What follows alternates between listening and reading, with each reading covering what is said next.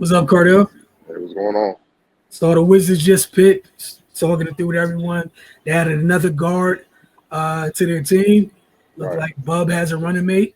Yep. Now we know we saw Poole shipped out. We know some of the vets that are here. But your thoughts on Tre Johnson? Talented player, man. You kind of heard it on the broadcast. Probably the best overall shooter.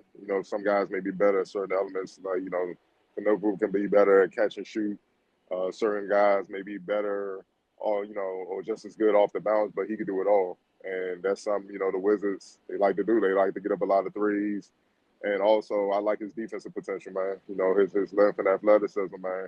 Um, you know, no freshman really knows how to play defense, coming into college and especially that. But, he has the potential to get to that point, man. You know what I mean? And they're gonna need him to get to that point. And it also kind of goes to what we've been seeing. We know the strength of this team is their wings. They're trying to improve the depth of their the backcourt. And then you got SAR, so you got another shot at it in the first round as far as trying to shore up their front line. So you're just trying to get deeper, man. So for sure, man. I like it. Talented kid. Saw him at the combine. Shot lights out. Very athletic and to lead any of the Power Five conferences and scoring as a freshman. That's not an easy feat, man. That's not an easy feat. Coaches got low patience for freshmen that's not quite ready. So you got to be extra ready and extra talented to come in. And the coach kind of trusts you to just be like, hey, man, here's the keys. Lead us, man. So, he can get it done, man. He can score in a variety of ways. Watched him a lot throughout the year, right before the combine, pulled up the film to make sure, what I was seeing was accurate, man. He's a bucket, you know what I mean? And Bub is kind of more of a Swiss Army knife type of guard, man. He kind of like to run the team and they get his through the flow. This kid can, play off of him and get buckets. And that's the thing about Bub. He can play either spot. So it's not like they're going to interfere with one another because, if you remember, Bub did that with Jalen Lowe.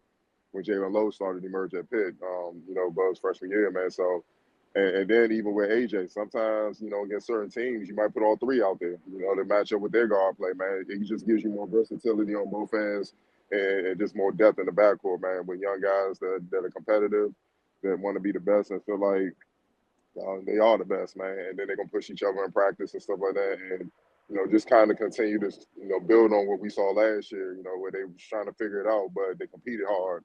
And you know, they competed hard on both ends, man. They never backed down. They might have, they took their lumps. We know that, man. But the effort for the most part was there, and that's something that's different than what we've seen in the past.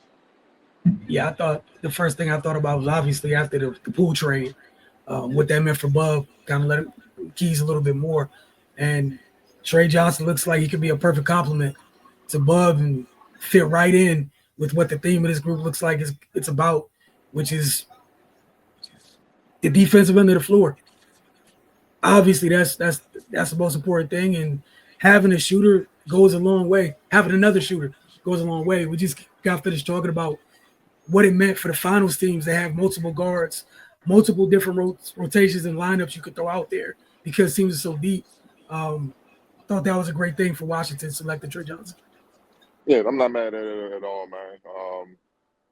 We kind of got our eye on somebody else. We're gonna keep that in house for now, and we'll see what happens, and we'll talk about it later, man. But he's talented, man. He was. When we spoke about it before, he was one of my top three. Guys outside the other two that I felt like could come in and contribute. You know what I mean? Because he was even talks even throughout the year last year. With the Wizards record, if they had got like a top three pick, they was gonna try. Maybe Dylan Harper would be a good fit. And I'm like, you can't go wrong with that. So I feel like this kid is the next best guard after Dylan Harper in the draft, man. So yeah, man, he fits seamlessly at what they want to do, man. Fit him at the two, but he can also run the team if you need be. Only thing he need to kind of work on right away is the defensive end, and that's just through trial and error and getting out there in the trenches and learning the NBA game, getting used to their pace and defending different guys. Some things you can teach certain guys. You can teach certain guys different traits and how to play fundamentally sound defense. But at the end of the day, man, a lot of it is you got to go through the fire and learn how not to get burned, man. So, but either way, man, I'm not mad at it, man. Super talented kid, his shots, can defend. You know, he will get better as a defender. I'm talking about he can defend his versatility. He can defend both guard spots, even some threes. You know, like OKC, the defender champs. They go small a lot.